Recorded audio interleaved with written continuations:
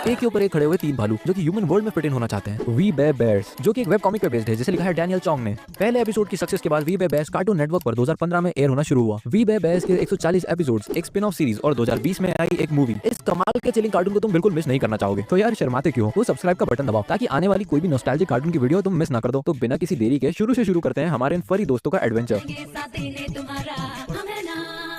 सबसे पहले आता है तीनों भाइयों का लीडर ग्रिजली AKA ग्रिज। अब जैसा नाम वैसा ही काम। अपने ग्रिजली की स्ट्रॉन्ग पर्सनालिटी है पर ग्रिजली का दिल भी बहुत साफ है यार। और इस साफ दिल की वजह से अपना ग्रिजली कई बार इंटरेस्टिंग सिचुएशंस में फंस जाता है। हमेशा अच्छा काम करने जाता है पर कुछ उल्टा पुल्टा हो जाता है। पर अपने बाकी दोनों भाइयों से बहुत प्यार भी करता है। अगला भाई है पैंडा, एक एंशियस, सोशली ऑकवर्ड, लड़की पगलू, नर्ड पैंडा। ये तुम्हारी ही तरह अपने फोन के बिना जिंदा नहीं रह सकता और इसके एनीमे बॉडी पिलो मिका चैन के बिना भी। हे राम, ना जाने इसके साथ क्या क्या करता होगा ये। साथ में अपने पैंडा को खूब सारे फूड से एलर्जी भी है। और फाइनली आते हैं अपने लॉर्ड आइस बेयर। अपने लॉर्ड आइस बेयर की पर्सनालिटी सबसे अलग है। दुनिया का कोई भी काम करवा लो ये सब काम कर सकता है। अपना आइस बेयर एक इनक्रेडिबल निंजा है, कुल्हाड़ी चला सकता है और खाना बनाने से सबसे ज्यादा पसंद है। आइस बेयर अपने भाइयों के ग्रुप का बेस है, सिर्फ खड़े होने के लिए नहीं, लिटरल सेंस में। वैसे तो शो के मेन कैरेक्टर्स अपने तीन भाई हैं, पर रास्ते में आगे चल के हम बहुत सारे दोस्त भी बनाएंगे। वी बेयर बेयर्स के पहले एपिसोड का नाम है अवर स्टफ। तीनों भालू ब्रदर्स आज लोकल पार्क में बास्केटबॉल खेलने आए। पर गेम शुरू होने से पहले ग्रिजली अपना वॉलेट, पैंडा अपना फोन और आइस बेयर अपने निंजा स्टार्स एक बैग में सेफली रख देते हैं। फिर अपने तीनों बेयर बंधु लोकल लोगों के साथ बास्केटबॉल खेलने लगते हैं। पर शायद लोकल लोग बेयर्स की बास्केटबॉल स्किल से ज्यादा खुश नहीं है। लोकल लोग इनके खिलाफ 20 गोल्स कर देते हैं और ये फाइनली बड़ी मेहनत मशक्कत से एक गोल करने में कामयाब हो जाते हैं, जिसके बाद इनकी खुशी का ठिकाना नहीं रहता और सेलिब्रेट करते हुए कोर्ट से बाहर हो जाते हैं। फिर इन्हें याद आता है कि इन्होंने अपना बैग तो लिया ही नहीं और ये कोर्ट में वापस जाते हैं। पर ये क्या, बैग तो यहाँ है ही नहीं।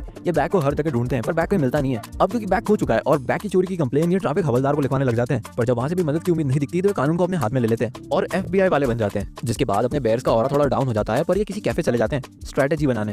कोर्ट में जितने भी लोग मौजूद थे, पैंडा एक एक करके उनके स्केच बनाने की कोशिश करता है। तो ये लोग बड़े माइंडफुली पार्क में मौजूद कबूतरों से एक एक स्केच दिखाकर चोर का पता पूछते हैं और ऑब्वियसली कोई कबूतर जवाब नहीं देता। तो ये लोग अपनी कबूतरबाजी पे उतर आते हैं। इनकी कबूतरबाजी से इंप्रेस होकर फाइनली कबूतर सामने आके एक पोर्ट्रेट पर चोच मारता है, एक लड़का जिसने कैप पीछे पहनी हुई है। पर ये क्या, कबूतर वहां से उड़ जाता है और ये तीनों पागल की तरह पूरे शहर को तबाह करते हुए उस पिजन का पीछा करने लगते हैं। वो कबूतर इन्हें लाइब्रेरी के सामने लाकर खड़ा कर देता है जहां पैंडा को आइडिया आता है कि वो इंटरनेट का इस्तेमाल करके उसकी फोन की लोकेशन निकाल सकता है और फोन की लोकेशन दिखा रहा है एक अपार्टमेंट बिल्डिंग। तो ये लोग रात में एक के ऊपर एक चढ़ के उस बिल्डिंग पर चढ़ने लगते हैं। एक लोकल आंटी की इनको ऐसे देखकर फट जाती है और वो पुलिस को फोन लगा देती है। एक के ऊपर एक लदे हुए तीन भालू जो कि मिलकर बिल्डिंग चढ़ने की कोशिश कर रहे हैं। ये देखकर तो मैं भी पुलिस को फोन लगा दूंगा यार। तो ये तीनों आराम से इस चोर के अपार्टमेंट में घुस जाते हैं और ज्यादा एक्साइटमेंट में आके कुछ ज्यादा शोर मचा देते हैं जिस वजह से पकड़े जाते हैं। तो ये तीनों चोर से लड़ते हैं, बैग को हासिल करते हैं और अपार्टमेंट के बाहर हो जाते हैं और अचानक पूरा शहर और पुलिस मिलकर इनको घेर लेती है। तो ये तीनों कबूतरबाज इन सबको समझाने लगते हैं कि ये इन्हीं का बैग था, ये बस चोर से वापस ले रहे थे। ये अपने आइटम्स दिखाने के लिए बैग खोलते हैं पर ये क्या, ये तो इनका बैग है ही नहीं। लोगों को लगता है कि ये सब झूठ है और इन तीनों को खूब गालियां देते हैं। इन तीनों को समझ में आ जाता है कि कितनी बड़ी प्रॉब्लम में फंस चुके हैं। तो फायर डिपार्टमेंट इनके लिए जंप पैड तैयार करता है ताकि एक एक करके कूद सकें। पर ये तीनों एक साथ कूद जाते हैं पर एक साथ कूदने की वजह से ये तीनों बाउंस कर जाते हैं और दूसरे अपार्टमेंट की खिड़की तोड़ते हुए उसमें घुस जाते हैं। पर ये कोई नॉर्मल अपार्टमेंट नहीं, ये वो अपार्टमेंट था जहाँ पे ये सारे पिजन्स चोरी का सामान रखते हैं। तो ऐसे ये केस सॉल्व होता है और सारे पिजन्स को पकड़ लिया जाता है। जिन लोगों का सामान चोरी हुआ था पूरे शहर में उनको वापस कर दिया जाता है।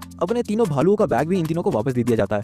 पुलिस वाले इन तीनों को थैंक यू बोलते हैं और बताते हैं कि जिस पिजन का पागलों की तरफ पीछा कर रहे थे असल में वो पुलिस वाला ही है। और इवेंचुअली जो शहर में इन लोगों ने उत्पात मचाया था उसके लिए भी इन्हें माफ कर दिया जाता है। ऐसे ही एक दूसरे एपिसोड में अपने बेयर्स की गुफा में घुसपैठिया आ गया है। घुसपैठिया की स्टूडेंट आईडी से मालूम पड़ता है उसका नाम क्लोई है। क्लोई इनको बताती है कि ये इसके कॉलेज का असाइनमेंट कर रही है जिसका टॉपिक है बेयर्स। पर ये तो कहीं से कॉलेज स्टूडेंट लगती नहीं यार। तो हमें मालूम पड़ता है कि क्लोई एक प्रोडिजी है, यानी कि बहुत अच्छी स्टूडेंट है यार।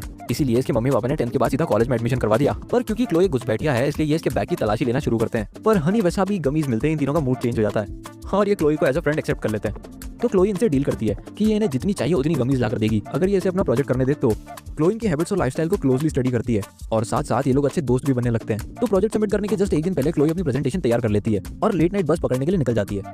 पर ये क्या, लैपटॉप तो यहीं छूट गया। तो ये तीनों क्यूरियोसिटी में क्लोई की प्रेजेंटेशन देखने लगते हैं। पर शायद इन तीनों को प्रेजेंटेशन कुछ खास पसंद नहीं आई क्योंकि क्लोई ने इनके बारे में सब कुछ झूठ लिखा है। क्लोई प्रेजेंटेशन में लिखती है कि बेयर्स बहुत गंदे रहते हैं, जो कि सच है। सोशल सिविक सेंस की परवाह नहीं करते, जो कि भी सच है। और कोई भी हरकत करने के लिए खाना ही उनकी मेन मोटिवेशन होती है, जो कि भी सच है यार। ये प्रेजेंटेशन देखकर इन तीनों का दिमाग खराब हो जाता है और ताकि क्लोई क्लास में फेल ना हो जाए इसलिए इसमें कुछ माइनर चेंजेस कर देते हैं। तो अगले दिन यूनिवर्सिटी जाकर ये तीनों क्लोई को उसका लैपटॉप दे देते हैं और समहाउ प्रेजेंटेशन हॉल में घुस जाते हैं प्रेजेंटेशन देखने। क्लोई जब प्रेजेंटेशन चलाती है तो सिस्टमेटिक प्रेजेंटेशन के बजाय एक तड़कती भड़कती प्रेजेंटेशन शुरू हो जाती है।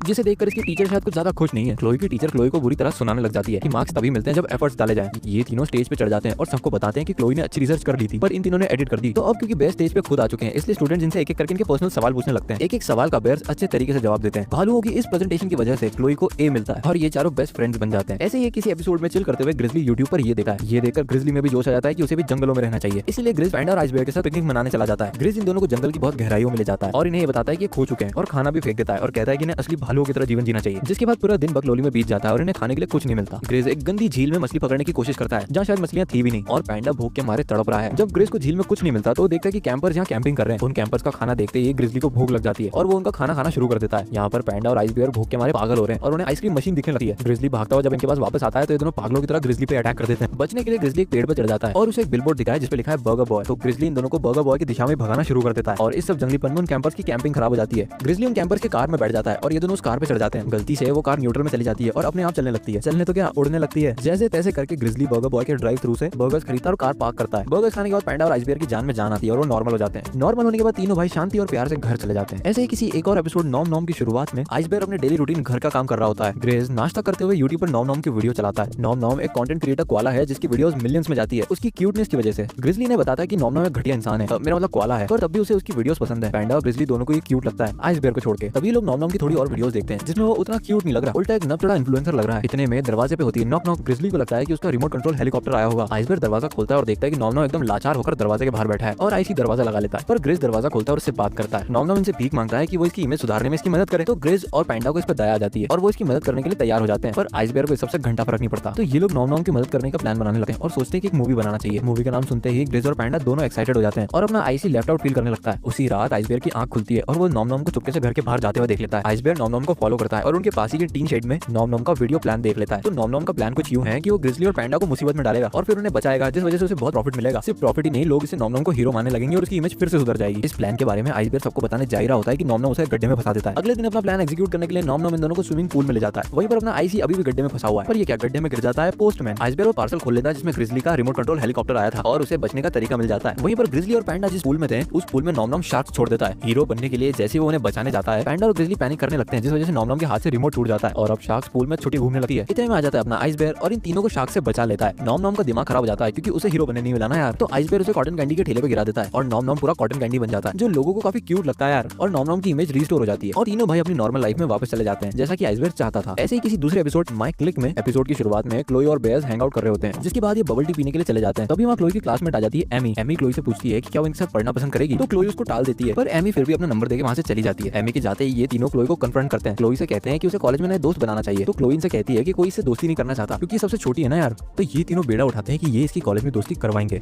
तो ये तीनों नए फ्रेंड्स अट्रैक्ट करने की बहुत कोशिश करते हैं पर कुछ होता नहीं है। तो ये लोग थक हार के क्लोई के घर चले जाते हैं जहाँ इसके पेरेंट्स इनसे मिलते हैं। तो बेयर्स इसके पेरेंट्स को बताते हैं कि क्लोई को दोस्त बनाने में दिक्कत आ रही है क्योंकि उसकी एज छोटी है ना यार। वैसे ही सीन में एक छोटा सा ईस्टर एग भी है जहाँ पर क्लोई एडवेंचर टाइम देखते हुए अपना होमवर्क कर रही है। तीनों बेयर्स घर जाते हुए प्लानिंग कर रहे होते हैं कि कैसे क्लोई की दोस्ती करवानी है। तभी घर से गुजरते हुए वो देखते हैं कि अंदर पार्टी हो रही है और उन्हें एक आइडिया आ जाता है। तो बेयर्स अपने घर पे क्लोई के लिए एक पार्टी रखते हैं जहाँ पे कॉलेज के सभी लोगों को बुलाया जाता है और ये क्लोई को भी मैसेज डाल देते हैं कि उसे इनके घर आना है। क्लोई जैसे इनके घर पहुंचती है ग्रिजली इसे रिसीव करता है। क्लोई को अब भी कुछ समझ नहीं आ रहा कि चल क्या रहा है। पैंडा एक एक करके क्लोई को उसके नए क्लासमेट से मिलवाता है पर बात बनती नहीं है। तो पैंडा कुछ म्यूजिक ट्राई करता है और गलती से पार्टी म्यूजिक लग जाता है। सब लोग पागलों की तरह डांस करने लगते हैं, आइस बेयर भी। इन सारी चीजों से अनजान और परेशान क्लोई किचन में चली जाती है जहाँ उसे केक गिर जाता है और एमी उस केक को उठाने में उसकी मदद करती है। जैसे जैसे पार्टी और ज्यादा क्रेजी होती जाती है एमी और क्लोई किचन में अच्छी दोस्ती कर लेते हैं। उनकी क्लास की और लड़कियां आके क्लोई से बात करने लगती है और क्लोई की उनसे भी अच्छी बनने लग जाती है। बेयर जो भीड़ को कंट्रोल नहीं कर पाते तो घर के बाहर भाग जाते हैं। घर के बाहर खिड़की से वो देखते हैं कि क्लोई के नए दोस्त बन चुके हैं। नए दोस्तों की खुशी में बेयर क्लोई को फोन करते हैं पर क्लोई उनका फोन काट देती है। ये देखकर बेयर्स दुखी हो जाते हैं पर बेयर्स दुखी हैं क्योंकि क्लोई शायद इन भालुओं से ज्यादा उसके ह्यूमन दोस्तों को प्रेफर करेगी। पार्टी के खत्म होते ही दुखी मन से तीनों घर को साफ करने के लिए अंदर आते हैं और वहाँ होती है क्लोई। क्लोई इनको पार्टी के लिए थैंक्स बोलती है और कहती है कि ये इसकी जिंदगी में सबसे ज्यादा मैटर करते हैं। एक और एपिसोड पैंडास स्नीज में ग्रिजली पैंडा को बता रहा होता है कि वो कितना कूल है और उसकी कूलनेस के क्या कहने हैं। वहीं पैंडा भी उसे बहस कर रहा होता है कि वो भी कूल है पर ग्रिजली उसे कहता है कि जो भी ग्रिजली करता है वो कूल होता है और जो पैंडा करता है वो क्यूट होता है। पर पैंडा कन्विंस्ड है कि वो भी कूल है। जैसे ही पिज्जा शॉप से तीनों अपना पिज्जा लेके बाहर आते हैं, पैंडा पिज्जा खाने वाला होता है कि तभी उसे छींक आ जाती है।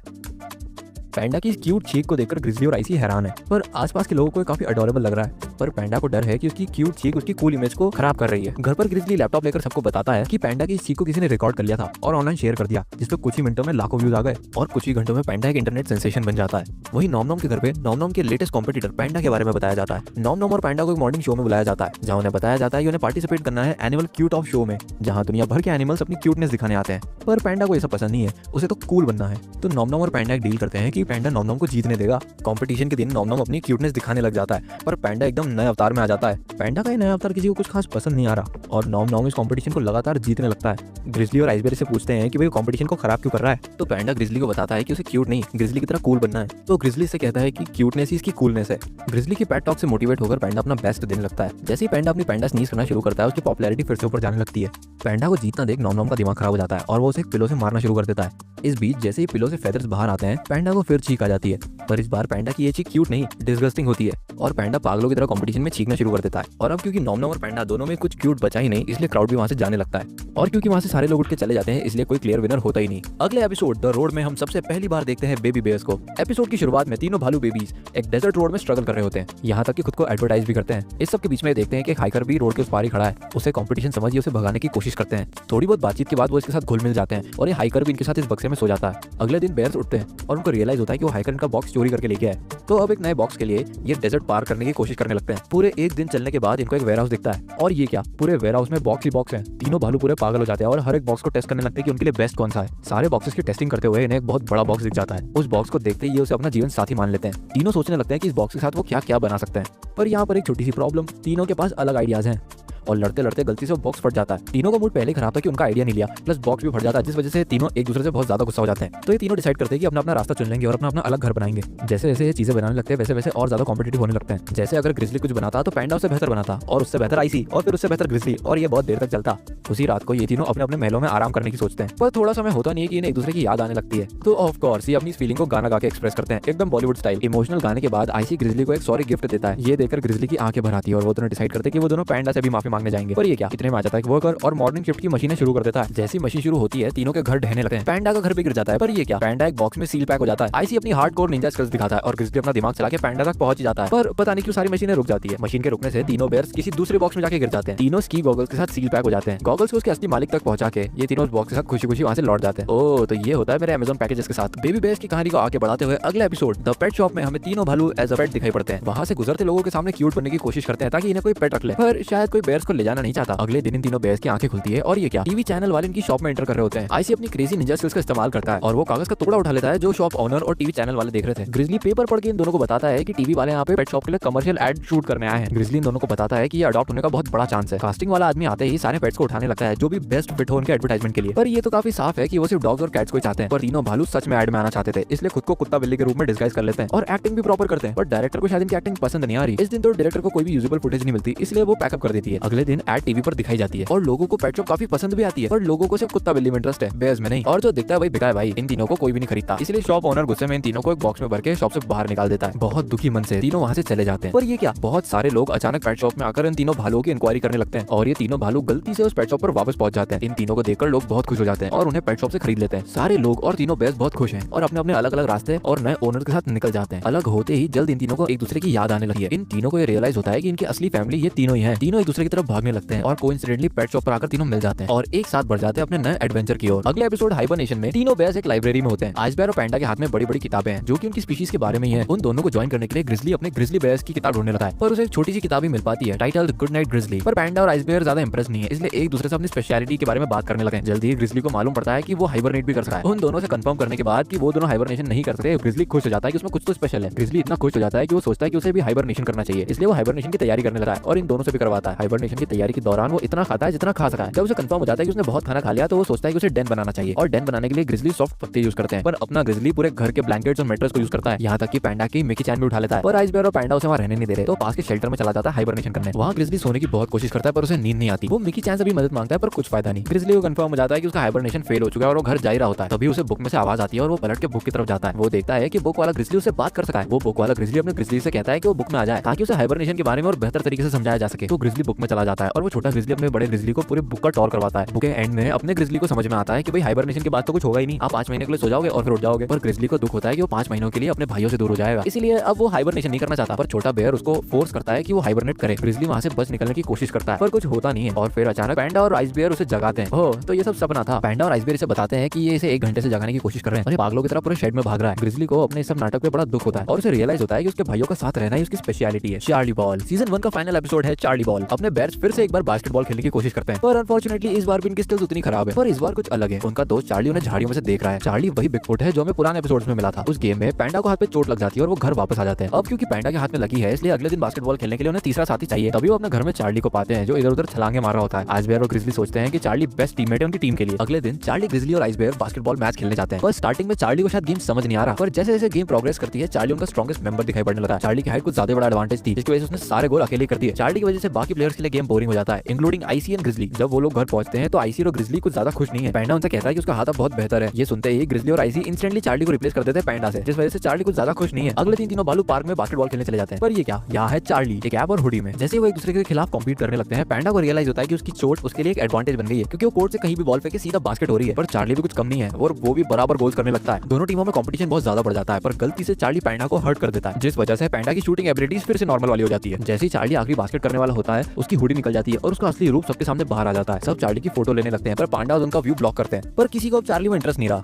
तीनों भालू चार्ली को जंगल में ढूंढते हैं। उन्हें मिलते ही चार्ली उन्हें थैंक यू बोलता है और सॉरी भी, मैच के दौरान इतना रफ ट्रीट तो किया था यार। फिर चार्ली इन तीनों को जादू की झप्पी देता है और एपिसोड खत्म। यार्ड सेल से शुरू होता है हमारा सीजन 2। तीनों भालू पड़ोस में ऐसे ही घूम रहे होते हैं, तभी वो एक यार्ड सेल देखते हैं जो पड़ोस में चल रही होती है। वहाँ एक बॉक्स होता है जो फ्री में मिल रहा होता है, उसे तीनों भाई उठा के ले आते हैं और अपने अपने हिसाब से जिसे जो चीज अट्रैक्टिव लगती है वो रख लेता है। ग्रिजली बड़े हाथ रख लेता है, पैंडा एक फोन रख लेता है और आइस बेयर एक डीवीडी रख लेता है। तभी पैंडा को एक मैसेज आता है एनी से जो उसे डेट के लिए पूछ रही होती है। तो पैंडा अपने रूम की तरफ भाग जाता है उसे रिस्पॉन्ड करने। आइस बेयर को एक अनलेबल्ड डीवीडी मिलती है जिसे वो प्ले कर देता है। वो डीवीडी एक वर्कआउट वीडियो होती है प्रेग्नेंट लेडीज के लिए और आइस बेयर सोचता है कि वो भी मोटा हो गया इसलिए उसे भी रूटीन करना चाहिए। ग्रिजली बाहर जाके अपनी पंचिंग प्रैक्टिस कर रहा होता है और तभी उसे रियलाइज होता है कि ग्लव्स उससे उतर नहीं रहे। जब ग्रिजली बाहर के लोगों से मदद मांगता है तो वो उसे डर जाते हैं और उसे चोर समझ लेते हैं। वहीं पर पैंडा डेट के लिए एग्री कर जाता है और अपने रोमांटिक डेट के लिए तैयारी करने लगता है। आइस बेयर अपने वर्कआउट रूटीन में इतना खो जाता है कि बाहर शहर में निकल जाता है और समहाउ उसके आसपास की प्रेग्नेंट लेडीज भी उसे फॉलो करने लगती है। वहीं पर ग्रिजली अभी भी मदद मांग रहा है। तभी वो कुछ स्काउट गर्ल्स को देखता है। ग्रिजली उन लड़कियों से मदद मांगता है पर वो कहती है कि टेबल सजाने के बाद उसकी मदद करेगी। ग्रिजली भी मदद करना चाहता है पर गलती से वो टेबल गिरा देता है और कुकीज पे भी पैर रख देता है, जिस वजह से आसपास के लोगों को वहां से भगाना पड़ता है। बेसिकली लोग उसे मॉन्स्टर समझ रहे हैं। वहीं पर पैंडा डेट के लिए चला जाता है पर जैसे ही वो डेट की लोकेशन पे जाता है एनी से कहती है कि उसके हस्बैंड का फोन उसके पास क्या कर रहा है। तभी वहाँ एनी का हस्बैंड भी आ जाता है और सोचता है कि एनी उस पर चीट कर रही है पैंडा के साथ। ये बॉडी बिल्डर पैंडा को मारने वाला होता है कि तभी एनी को पेट में दर्द होने लगता है और इसका हस्बैंड पागल हो जाता है और पैनिक में आकर बेहोश हो जाता है। वहीं पास से आइस बेयर और उसका गैंग गुजर रहा होता है। तभी वहाँ एनी की आवाज सुनकर वो लोग एनी के पास पहुंचते हैं। आइस बेयर एनी को शांत करता है, इतने में ग्रिजली भी वहाँ आ जाता है और ग्रिजली भी मदद करना चाहता है इसलिए अपने बड़े हाथों का यूज करता है और टैक्सी रोक देता है और ये सब के सब टैक्सी में चढ़ जाते हैं जो सीधा हॉस्पिटल पहुंच जाती है। ये सब बिल्कुल समय पे पहुंच जाते हैं जिसकी वजह से एनी की डिलीवरी स्मूथली हो पाती है। तीनों भाई एनी के पास जाते हैं और मिसअंडरस्टैंडिंग के लिए माफी मांगते हैं। ग्रिजली बेबी को खिलाने के लिए अपना हाथ उसकी तरफ करता है तो बेबी उसके ग्लव्स पकड़ लेता है और ग्रिजली के ग्लव्स निकल जाते हैं। बड़ा ताकतवर बच्चा यार। अगले एपिसोड द रूम में ग्रिजली वॉशरूम यूज करने के लिए पैंडा का बाहर वेट कर रहा होता है। पैंडा बहुत देर बाद बाहर आता है। जब ग्रिजली और पैंडा किचन में जाते हैं तो इनके घर का फ्यूज उड़ जाता है और अब आइस बेयर का फ्रिज नहीं चल रहा। तो पैंडा आइस बेयर को ऑफर करता है कि वो उसके रूम में सो जाए क्योंकि उसके रूम में एसी लगाया ना यार। इसके बदले में ग्रिजली और पैंडा के बीच में थोड़ी सी बहस हो जाती है कि फ्रिज में कौन सोएगा और तय होता है कि ग्रिजली सोएगा। तो ये तीनों डिसाइड करते हैं कि ये इस रात को एक दूसरे के कमरे में सोएंगे, जहाँ आइस बेयर पैंडा के रूम में और उसे वहाँ नींद नहीं आ रही और ऊपर से एसी भी खराब हो जाता है। वहीं पर पैंडा ग्रिजली के रूम में जो कि सुपर गंदा है। पैंडा का ग्रिजली का कमरा देख के दिमाग खराब हो जाता है और वहीं अपना ग्रिजली भी आइस बेयर के फ्रिज में ज्यादा कंफर्टेबल नहीं है। अब क्योंकि वहाँ पे पैंडा का एसी काम नहीं कर रहा है इसलिए आइस बेयर इंटरनेट पे चेक करता है कि कमरे को ठंडा कैसे बनाए। आइस बेयर को एक पेन ड्राइव दिखी है जिसपे पैंडा का पासवर्ड भी लगा हुआ है तो वो उस पेन ड्राइव में झांकने लग जाता है। तभी आइस बेयर की नजर पड़ती है फोल्डर पे जिसका नाम होता है टू ब्रदर्स ट्यूसडे, जिसमें ग्रिजली और पैंडा अकेले स्टेडियम में मजे कर रहे होते हैं और वहाँ आइस बेयर नहीं होता। ये देखिए आइस बेयर का दिमाग खराब हो जाता है। वहीं पर पैंडा ग्रिजली का कमरा साफ कर रहा होता है जिसमें उसको एक डीवीडी मिलती है जिसमें ग्रिजली की एक शॉर्ट फिल्म बनी होती है। उस फिल्म में ग्रिजली ने पैंडा को कमजोर और साइडलाइन दिखाया और खुद को बहुत बड़ा हीरो दिखाया, जिस वजह से पैंडा का दिमाग खराब हो जाता है। वहीं पर ग्रिजली भी फ्रिज में ज्यादा कंफर्टेबल नहीं है और थोड़ा हिलने डुलने पर उसे एक नए कमरे का दरवाजा मिलता है और कुछ लंबी सीढ़ी से उतरने पर उसे एक नया बाथरूम दिखता है, एकदम लग्जरियस। ये देखकर ग्रिजली का दिमाग खराब हो जाता है कि पैंडा जब बाथरूम में घंटों लगाता था तब वो यहाँ आ सकता था, पर आइस बेयर ने उससे ये बाथरूम छुपाया। वो मूवी देख के पैंडा का दिमाग तो खराब हो चुका था इसलिए ग्रिजली को कन्फ्रंट करने आता है। पैंडा भी फ्रिज से होते हुए सीढ़ियों के द्वारा बाथरूम में आ जाता है और तभी वहाँ आइस बेयर भी आ जाता है उन दोनों को कन्फ्रंट करने और तीनों तारक मेहता के उल्टा चश्मा की तरह एक साथ एक दूसरे पे कंप्लेन करने लग जाते हैं, जिस झगड़े में दरवाजा भी टूट जाता है और सीढ़ी भी टूट जाती है और अब ये तीनों फंसे हैं इस बाथरूम में। गुस्से में आकर पैंडा उस डीवीडी को खराब करने लगता है। आइस बेयर भी पेन ड्राइव को निकाल के उसे तोड़ने लगता है और ग्रिजली भी बाथरूम को खराब करने के लिए उसमें टिश्यू पेपर भरने लगता है, पर ज्यादा टिश्यू पेपर स्टफ करने की वजह से टॉयलेट ग्रिजली को लॉन्च कर देता है। ग्रिजली की दीवार से टकराती वहाँ क्रैक हो जाता है और क्रैक इतना बड़ा होता है कि पाइप भी फट जाता है, जिस वजह से पूरा बाथरूम डूबने लगा है। जैसे ही बाथरूम पूरा लगभग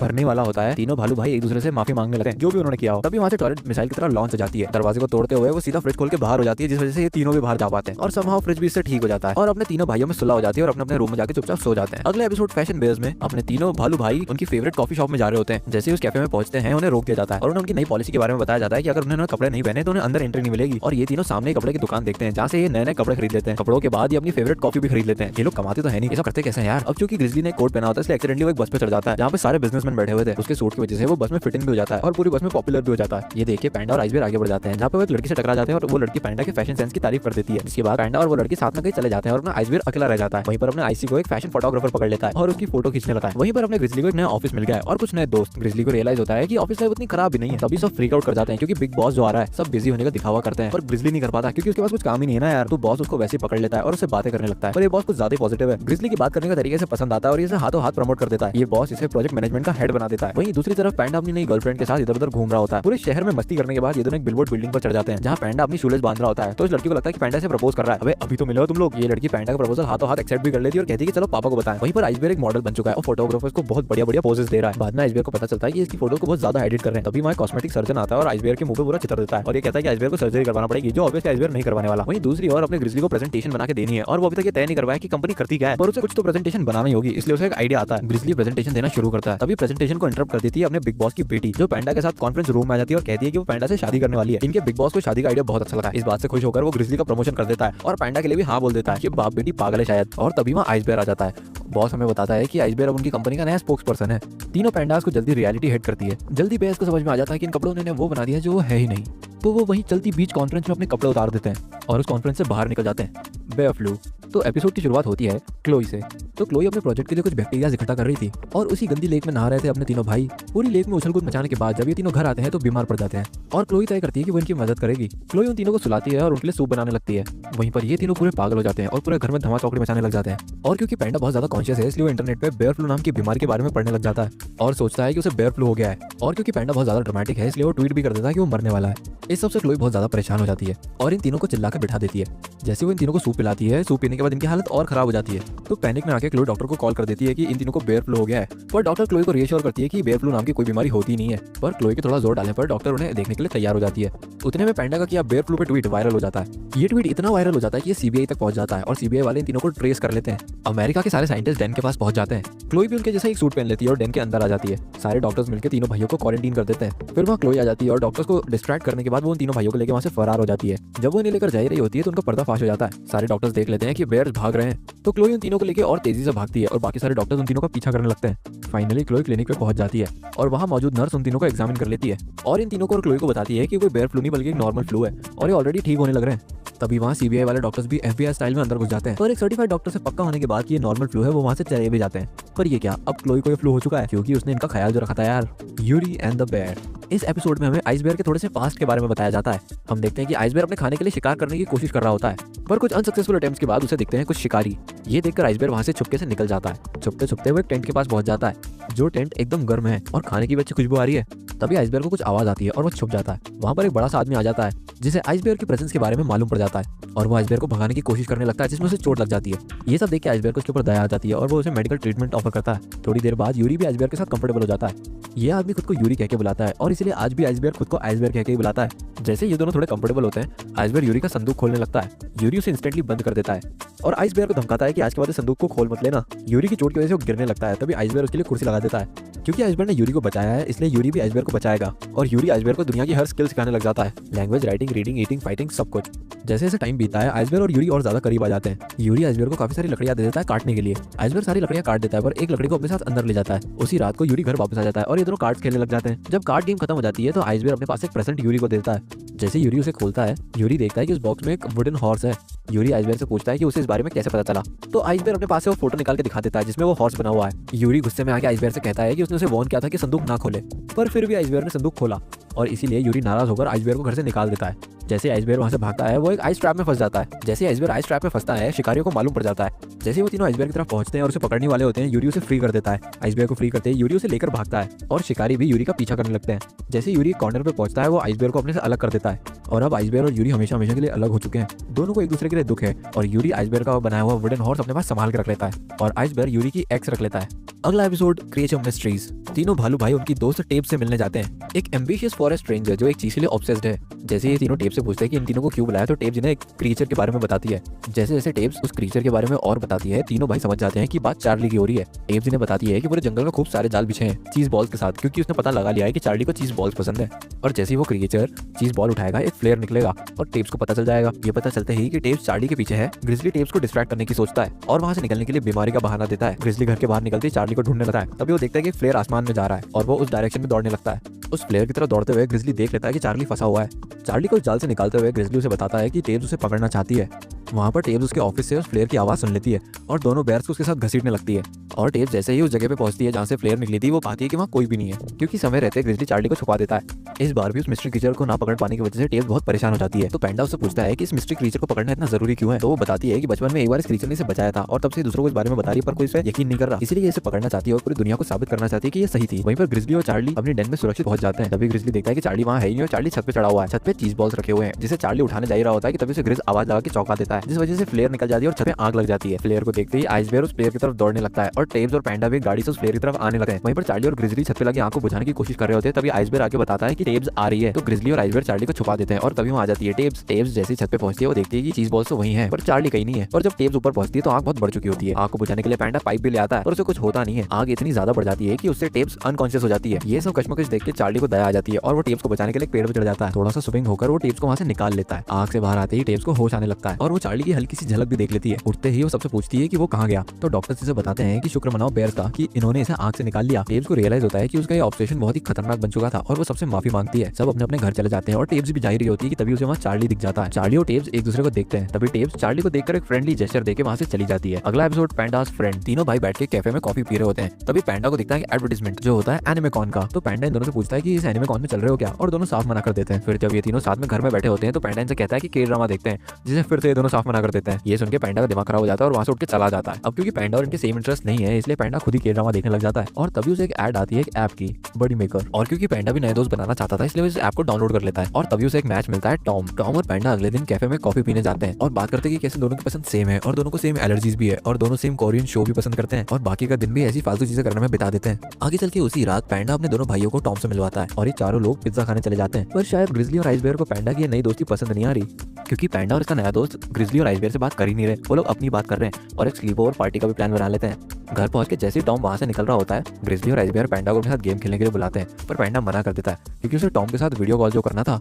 वीडियो कॉल के दौरान टॉम कहता है कितना अच्छा होता अगर ये दोनों रूममेट्स होते, जिस पे पैंडा हाँ बोलता है। अगली सुबह जब पैंडा उठता है तो वो देखता है कि वो एक अपार्टमेंट में है। जैसे पैंडा अपने रूम के बाहर जाता है वो देखता है कि वो टॉम के अपार्टमेंट में। टॉम उसे कहता है कि जब पैंडा सो रहा था तब वो उसे यहाँ उठा लाया। जब पैंडा जाने की कोशिश करता है तो टॉम उसे वहाँ लॉक कर देता है। तो पैंडा बाथरूम से भागने की कोशिश करता है और बाथरूम के बाहर एक हैंगर शिप लटक रहा होता है जिसपे वो जाके चढ़ जाता है। टॉम भी उसको पीछा करते करते उस हैंगर पर लटक जाता है। तो पैंडा टॉम को समझाता है कि वो बस ऐसे लोगों को किडनैप नहीं कर सकता, जिसपे टॉम को रियलाइज होता है कि वो सही कह रहा है। हैंगर शिप टूटने लगता है और टॉम दूसरी साइड जाके लटक जाता है। टॉम वहाँ से गिर जाता है पर कोइंसिडेंटली दूसरे अपार्टमेंट वाले उसे बचा लेते हैं। इस सब ड्रामे के बाद पैंडा घर आ जाता है और अपने भाइयों के साथ ही फिट इन हो जाता है। अगला एपिसोड इस सीरीज से सबसे क्रीपी एपिसोड है, हालांकि वो क्रीपी है नहीं पर कह सकते हैं। The neighbours. एपिसोड की शुरुआत होती है ग्रिजली से जो क्राइम डॉक्यूमेंट्री देख रहा होता है नेबर्स पे। तभी तीनों भाई देखते हैं कि उनके घर के पास में भी कुछ नेबर्स आए हैं और तीनों खुश हो जाते हैं क्योंकि इन तीनों को भी नेबर्स हमेशा से चाहिए थे। तो ये अपने साथ कुछ खाने का सामान ले जाते हैं एज अ गिफ्ट और अपने आप को इंट्रोड्यूस करते हैं और उन दोनों का इंट्रोडक्शन भी लेते हैं और वापस आ जाते हैं बिना खाना दिए। पर वहाँ कुछ क्रीपी होता है। इस बुढ़े को ग्रिजली की फिजिक कुछ ज्यादा पसंद आ जाती है। घर आते ही ग्रिजली को याद आता है कि वो खाने का सामान तो इनने उसको दिया ही नहीं, तो उनको देने चला जाता है। जैसे ही ग्रिजली खाना देने जाता है वो उन दोनों की सारी बातें सुन लेता है कि कैसे वो दोनों ग्रिजली को पकड़ना चाहते हैं। तो ग्रिजली भगे अपने घर में आ जाता है और अपने भाइयों को इस पूरे इंसिडेंट के बारे में बताता है और वो दोनों भाई कहते हैं कि वो ये डॉक्यूमेंट्रीज देखने की वजह से हो रहा है, बल्कि ऐसा कुछ है नहीं। ग्रिजली भी अग्री करता है और सोचता है कि हाँ शायद डॉक्यूमेंट्रीज देखने की वजह से उसका दिमाग फिर गया है। तो क्योंकि पूरी रात से ग्रिजली डॉक्यूमेंट्री देख रहा था और सोया नहीं था इसलिए वो अभी सो जाता है। पर जैसे वो उठता है वो देखता है कि डिनर पे आ रखे हैं ये दोनों। उस डाइनिंग टेबल पे ये दोनों ग्रिजली का मेजरमेंट लेने लग जाते हैं। इसके बाद इस बुढ़े को आइस बेयर की एक्स भी मिल जाती है और कहता है कि उसे एक्स चाहिए एक प्रोजेक्ट के लिए। प्रोजेक्ट शब्द सुनते ही ग्रिजली का दिमाग खराब हो जाता है और वो उन दोनों को घर के बाहर कर देता है। आइस बेयर और पैंडा ग्रिजली को कन्फ्रंट करते हैं कि उन दोनों को बाहर क्यों कर दिया। तो ग्रिजली उन्हें समझाता है फिर से कि वो ग्रिजली को मारना चाहते हैं। तो अब सोने का टाइम पर ग्रिजली सोने को राजी नहीं है क्योंकि उसे भरोसा नहीं है ना यार। ग्रिजली को सपना आता है कि वो दोनों बुड्ढा बुड्ढी इसके घर में घुस गए और इसको पकड़ने की कोशिश कर रहे हैं। आँख खुलते ही इसके बाहर से कुछ आवाजें आती है और ये उन आवाजों का पीछा करने लगता है। जैसे ही ग्रिजली बाहर जाता है पैंडा और आइस बेयर भी बाहर कुछ देख रहे होते हैं और वो ग्रिजली को आगे बुलाते हैं। ये तीनों देखते हैं कि वो बुढ़ा ग्रिजली की फोटो लगा के पेड़ को काट रहा होता है और तभी वहाँ वो बुढ़ी हो जाती है जिसके हाथ से बैग फट जाता है। तो बैग के फटते ही वहाँ सारी हड्डियां बाहर हो जाती है जिसकी वजह से इन तीनों की फट जाती है। अब क्योंकि इन तीनों की फट चुकी है इसलिए पैंडा पुलिस को फोन लगाना चाहता है पर ग्रिजली उसको रोक देता है, कह के कि वो इसको और सबूत चाहिए। वो बुढ़ा बुढ़ी अपने प्रोजेक्ट के लिए कहीं जंगल में में चले जाते हैं। इतने में आइस बेयर अपने सर पे कैमरा बांध के उनके घर में घुस जाता है, जिसे ग्रिजली और पैंडा लाइव टेलीकास्ट में देख रहे होते हैं। आइस बेयर वहाँ बहुत सारे चाकू देखता है और बहुत सारी किताबें देखता है ग्रिजली और उसकी हड्डियों के बारे में। जैसे आइस बेयर मुड़ता है वो देखता है कि पूरी दीवार पे ग्रिजली की फोटोज लगी है उसको टारगेट बना के। ये देख के आइस बेयर घबरा जाता है और साइड पड़े बर्तन से टकरा जाता है, जिससे मोबाइल गिर जाता है और उसकी सिग्नल चली जाती है। ग्रिजली पैंडा को लैपटॉप पकड़ा देता है और कहता है कि मैं आइस बेयर को चेक करके आता हूँ। जैसे ग्रिजली पड़ोसियों के घर में जाता है और आइस बेयर से मिलता है, आइस बेयर हैरान खड़ा होता है। ग्रिजली से पूछता है कि क्या हुआ, तो वो दोनों दीवारों की तरफ देखते हैं पर दीवार में सिर्फ ग्रिजली की फोटोज ही नहीं है, आइस बेयर और पैंडा की भी उनको टारगेट बना के। इतने में वो दोनों बुड्ढा बुड्ढी आ जाते हैं और ये तीनों बाथरूम में जाके छिप जाते हैं। अब वो दोनों बुड्ढा बुड्ढी बाथरूम में आ रहे होते हैं तो ये तीनों वहां से निकलने की कोशिश करते हैं पर ग्रिजली उस टनल में फंस जाता है। तो ये दोनों ग्रिजली को जोर से खींचते हैं जिस वजह से पूरी वैन ही फट जाती है और ये दोनों बुड्ढा बुड्ढी वहां आ जाते हैं। जिसके बाद ये तीनों बेयर्स उन दोनों से पूछते हैं कि भाई ये सब क्या है, तो ये दोनों रिवील करते हैं कि ये कोई हंटर वंटर नहीं है बल्कि ये तो बेयर्स की मूर्ति बनाते हैं लकड़ियों से और ये दोनों बेयर्स को स्टडी कर रहे थे और वो हड्डियां भी फेक है, वो बेयर्स की स्ट्रक्चर को बेटर समझने के लिए है। ये सब जानने के बाद अपने तीनों भाई एम्बेरस हो जाते हैं और उनसे कहते हैं कि क्या कुछ है जो हम आपके लिए कर सकते हैं। तो वो दोनों बुड्ढा बुड्ढी इन तीनों को 1 घंटे तक पोज में रखते हैं ताकि वुडन स्ट्रक्चर तैयार कर सकें और वहीं पे एपिसोड खत्म हो जाता है। पर इसकी डार्क फैन थ्योरी ये कहती है कि ये दोनों वही बुड्ढा बुड्ढी हैं जिसने ग्रिजली के मम्मी पापा को मारा था और ये भी ग्रिजली को भी मारना चाहते हैं और ये लोग प्रोफेशनल बेयर हंटर हैं। ऐसे ही कई एपिसोड्स में कहानी आगे प्रोग्रेस कर रही होती है और लास्ट एपिसोड आ जाता है। लास्ट एपिसोड कोई एपिसोड नहीं बल्कि एक मूवी होती है। मूवी की शुरुआत होती है ग्रिजली से जो गाना गाता हुआ अपना घर ढूंढ रहा होता है। थोड़ी देर तक आगे चलने के बाद वो एक पैंडा को देखता है जो कि ट्रेन ट्रैक्स में फंसा हुआ है। पर जब ग्रिजली पैंडा को वहां से निकाल ही रहा होता है इतने में आ जाती है ट्रेन और ये दोनों पैनिक करने लगते हैं और चीखने चिल्लाने लगते हैं, जिसे आइसबेयर सुन लेता है और वहां आ जाता है। आइसबेयर आके इन दोनों की मदद करता है और पैंडा को ट्रेन ट्रैक से निकाल लेता है। जिसके बाद ये ट्रेन से बच के आगे भागने लगते हैं, जहाँ पे हमें देखने को मिलता है कि ये तीनों बेयर्स ऐसे क्यों चलते हैं और इसी फॉर्मेशन में क्यों चलते हैं। पर ट्रेन अभी उनका पीछा कर रही है और जैसे ही ट्रेन इनको हिट करने वाली होती है ग्रिजली की आंखें खुल जाती है। ग्रिजली को रियलाइज होता है कि ये सिर्फ एक सपना था और कैलेंडर की तरफ देखते उसे मालूम पड़ता है कि आज द थिंग का दिन है और वो अपने भाइयों को भी उठाता है और शहर की तरफ भागना शुरू कर देता है। पर ये तीनों भागने में इतना मगन है कि पूरे शहर में केओस पैदा कर देते हैं और ये रियलाइज भी नहीं करते कि पूरे शहर में अफरा तफरी मच चुकी है। फाइनली ये टाइम पे पहुंच जाते हैं पुटीन फूड ट्रक की ओपनिंग पे। पैंडा इन दोनों को पुटीन फूड ट्रक के बारे में बताना शुरू करता है और कैनेडियन कुजीन के बारे में भी बताना शुरू करता है। इसके बाद वो लड़की भी इन तीनों को ज्वाइन कर लेती है और कनाडा की तारीफ करने लग जाती है। पर तभी वहाँ पे शहर के सारे लोग इकट्ठा हो जाते हैं जो बेयर्स को कन्फ्रंट करते हैं पूरे शहर में तबाही मचाने के लिए। तभी वहाँ पुलिस भी आ जाती है एक बेयर कंप्लेंट फाइल लेके जिसमें बेयर्स की पूरी कंप्लेंट थी आज तक की। तभी वहाँ पे नॉम आ जाता है जिसे उसको स्पेशल प्यूतिन भी दिया जाता है जो बिल्कुल उसी की तरह दिख रहा था। ये देख के बेयर्स का दिमाग खराब हो जाता है कि लोग कैसे नॉम को ज्यादा ट्रीट कर रहे हैं और इन लोगों को कम। और अब क्योंकि इन तीनों को भी उतनी इज्जत चाहिए इसलिए तीनों डिसाइड करते हैं कि ये तीनों इंटरनेट पर्सनालिटीज बन जाएंगे। तो ये कुछ ऑलरेडी वायरल वीडियोस को रिक्रिएट करने लगते हैं और एक बहुत बड़ा स्ट्रीमिंग सर्वर अपने डेन के ऊपर इंस्टॉल कर लेते हैं और जैसे ही कुछ स्ट्रीम करना चाहते हैं पूरी सिटी की लाइट उड़ जाती है। जैसे ही पता चलता है कि बिजली उड़ने का कारण बेयर्स है, बेयर्स को कटघरे में लाके खड़ा कर दिया जाता है। जब पूरे शहर वाले उनसे सवाल कर रहे होते हैं और उनको अकाउंटेबल ठहरा रहे होते हैं तभी वहाँ पर एकदम हीरो स्टाइल में एक एजेंट आ जाता है। वो कहता है कि उसका नाम एजेंट ट्रॉट है और वो नेशनल वाइल्ड लाइफ कंट्रोल से आया है और उसका मानना है कि जब नेचर सिविलाइजेशन के अंदर आ जाती है तो एक केओस पैदा हो जाता है, यानी कि बेसिकली जब जानवर और इंसान मिलते हैं तो सिर्फ धमाल मचाते हैं, शांति नहीं होती। वो अनाउंस करता है कि वो बेयर्स को बेयर रिजर्व में ले जाएगा और जैसे ही वो वैन इन्हें बेयर रिजर्व में ले जाने वाली होती है ये लोग देखते हैं कि चार्ली ने बस को हाईजैक कर लिया है। वो सभी जानवर और चार्ली इस वैन को जंगलों के अंदर ले जाते हैं। रात हो जाती है और इन लोगों को कुछ समझ नहीं आता तो ग्रिजली एक आइडिया देता है कि वो कनाडा चले जाएंगे क्योंकि वहाँ के लोग बेयर से प्यार जो करते हैं और वो वहाँ सुरक्षित रहेंगे। वहाँ जाने के लिए वो इस वैन को पूरी तरह से ट्रांसफॉर्म कर देते हैं एक हिप्पी वैन में। अगली सुबह एजेंट ट्राउड उनके घर चला जाता है चेकिंग के लिए पर वहाँ उसे कुछ मिलता नहीं है। वहीं पर बेयर्स आराम से कनाडा की तरफ जा रहे होते हैं। तभी वो देखते हैं कि आगे सिक्योरिटी चेक पॉइंट है जो कि बेयर्स की तलाश कर रही है। जब तक पुलिस वाले दूसरे आदमी की तलाशी लेते हैं बेयर्स खुद को हिप्पी में बदल लेते हैं और इस ट्रांसफॉर्मेशन के बाद वहाँ से कल्टी होने में कामयाब हो जाते हैं। हालांकि बाद में पुलिस वालों को समझ में आता है कि वो बेयर्स ही थे जो हिप्पी बन के यहाँ से निकल गए और पुलिस वाले इन तीनों का पीछा करने लग जाते हैं। इतने में अपने यहाँ पे बेयर्स आराम कर रहे होते हैं तभी रूट के बारे में डिस्कस करते हुए तीनों आपस में लड़ लेते हैं। इस चक्कर में इनका एक्सीडेंट होते होते बचता है और एक लिफ्ट के बाहर जाके गिर जाते हैं पर इनकी गाड़ी की 12 बज जाती है। कहीं दूर से इनको पार्टी की साउंड और लाइट्स आती दिखती है तो ये सोचते हैं कि वहाँ जाके किसी से मदद मांगते हैं। पर जब ये वहाँ पहुंचते हैं तो देखते हैं कि वहाँ पे एक एनिमल रेव पार्टी चल रही है। पर जल्दी उनको रियलाइज हो जाता है कि ये सारे के सारे इंटरनेट की फेमस एनिमल पर्सनालिटीज हैं। थोड़ी बहुत पार्टी करने के बाद सारे जानवरों को मालूम पड़ जाता है कि ये बेयर्स कोई इंटरनेट पर्सनालिटीज है ही नहीं और इसीलिए एनिमल्स बेयर्स को थ्रेट करते हैं कि पुलिस को बुला लेंगे। पर जब बेयर्स अपनी दोपहरी दास्तान इनको बताते हैं तो उनके दिल पिघल जाते हैं और इन्हें यहाँ रुकने की इजाजत दे देते हैं। उस रात ये तीनों आराम से सो जाते हैं पर ग्रिजली को एक सपना आता है वही ट्रेन वाला जिसमें इस बार एजेंट ट्रॉट इनके भाइयों को ले जाता है। पर जैसे ग्रिजली की आंख खुलती है वो फ्रेश एयर के लिए बाहर जाता है पर जैसे ही पर्दे हटाता है वहाँ एजेंट ट्रॉट के सारे लोग इन तीनों को अरेस्ट करने के लिए वहाँ खड़े हुए होते हैं। इतने में बाकी जानवर एजेंट ट्रॉट और उसके बंदों को डिस्ट्रैक्ट करते हैं। उतने में अपने बेयर्स गाड़ी के पास पहुंचते जो बिल्कुल न्यू मॉडिफाइड हो चुकी है। वो जानवर इन्हें बताते हैं कि नया बुकी बटन इनके बहुत काम आएगा। एजेंट ट्रॉट और उसके बंदों को क्योंकि जानवरों ने घेर लिया था इसलिए अपने बेयर्स वहाँ से निकलने में कामयाब हो जाते हैं। जल्दी एजेंट ट्रॉट और उसके बंदे बेयर्स का पीछा करने लगते हैं और एक हाई स्पीड चेज में बदल जाता है। जब ये लोग ज्यादा फंसने लगते हैं तो बुकी बटन को दबा देते हैं। उस बुकी बटन से लावा लैंप्स निकलते हैं जो उनकी मदद करते हैं। उस बुकी बटन की वजह से ये लोग बाकी पुलिस वालों से आगे निकल जाते हैं लेकिन एजेंट ट्रॉट की कार अभी भी इनका पीछा कर रही है। पैंडा वैन से गिरने वाला होता है और ये क्या रोड खत्म होने वाली है पर आइसबेयर गाड़ी को रोकता नहीं है और गाड़ी को क्लिफ के पार कूदा देता है। इन तीनों की गाड़ी नीचे जा रही होती है कि बुकी बटन वापस इनकी मदद करता है और इनकी गाड़ी को वापस ट्रैक पे ले आता है। इस सब चक्कर में गलती से पैंडा का फोन गिर जाता है और ये लोग आगे निकल जाते हैं। फाइनली बेयर्स कैनेडियन बॉर्डर्स तक पहुंच जाते हैं जहाँ एक बहुत ही वेलकमिंग और वार्म मैन उनकी मदद करता है और कनाडा में उनका स्वागत करता है। पर जैसे ये तीनों अंदर जाने वाले होते हैं वो आदमी इनसे पासपोर्ट के लिए पूछता है जो इनके पास है नहीं। तो ये तीनों कहते हैं कि इनके पास पासपोर्ट नहीं है और उसकी जरूरत भी नहीं क्योंकि तो जानवर है। पर नो पासपोर्ट का मतलब है नो एंट्री। और तभी बारिश भी होने लगती है यानी कि गरीबी में आटा गीला और ये तीनों आपस में लड़ने लगते हैं कि ये खराब आइडिया किसका था। तभी वहाँ जाता है एजेंट ट्राउट जिसके पास पैंडा का फोन है जिसमें इनकी लोकेशन है कि कहाँ जाना चाह रहे थे। बेयर्स को एक बार फिर अरेस्ट कर लिया जाता है। एजेंट ट्राउट हमें बताता है कि अब इन तीनों को बेयर रिजर्व में भेजा जाएगा। पैंडा पैंडा को चाइना भेज दिया जाएगा और आइसबेयर को आर्टिक। ग्रिजली बहुत निराश है क्योंकि वो अपने भाइयों को खो चुका है, पर ग्रिजली वो दिन याद करता है जब ये तीनों पहली बार मिले थे और ब्रदर फॉर लाइफ होने का वादा किया था। वो दिन याद करके ग्रिजली में जोश आ जाता है और वो पिंजरा अपने आप ही तोड़ देता है। सिर्फ खुद ही आजाद नहीं होता, बाकियों को भी आजाद कर देता है। वहीं पर आइसबेयर और पैंडा को दूसरे देशों में भेजा जाना होता है। इतने में ग्रिजली और उसकी पूरी गैंग उस जगह को इन्वेट कर देती है। अपने भाइयों को बचाने के बाद वो लोग एजेंट ट्राउट को एक पिंजरे में बंद कर देते हैं, पर इनके आसपास की इलेक्ट्रिक फेंसिंग में कुछ प्रॉब्लम हो जाती है और आसपास के जंगलों में आग लग जाती है, जिस वजह से सारे बेयर्स यहाँ फंस जाते हैं। और तभी आ जाते हैं agent Murphy. Agent Murphy helicopter से ऊपर बेयर्स की मदद करने के लिए आ जाते हैं, पर हेलीकॉप्टर तो काफी ऊपर है यार, तो ये लोग इनकी पुरानी ट्रिक लगाते हैं और एक के ऊपर एक चढ़ना शुरू कर देते हैं। और पता नहीं कहां से और कैसे पर न्यूज मीडिया आउटलेट्स के हेलीकॉप्टर भी इस पूरे सेशन को लाइव कर रहे होते हैं। जैसे ही ग्रिजली हेलीकॉप्टर तक पहुंचने वाला होता है, वहां एजेंट ट्राउट आ जाता है और पहले हेलीकॉप्टर पर चढ़ जाता है, पर एजेंट मर्फी एजेंट ट्राउट को हथकड़ी पहना देता है ताकि एजेंट ट्राउट बार-बार इंटरफेयर ना करे। सारे बेयर्स और उनके बच्चों को बचा लिया जाता है और ये तीनों रातों रात स्टार बन जाते हैं। रिपोर्टर्स एजेंट मर्फी से पूछते हैं कि इन तीनों को क्या घर भेज दोगे या अपने साथ ले जाओगे, जिसमें ग्रिजली एजेंट मर्फी से एक लास्ट फेवर मांगता है कि उसे घर भेज दिया जाए और आइसबेयर, पैंडा और ग्रिजली को अपने घर यानी कि सैन फ्रांसिस्को अपने डेन में वापस छोड़ दिया जाता है।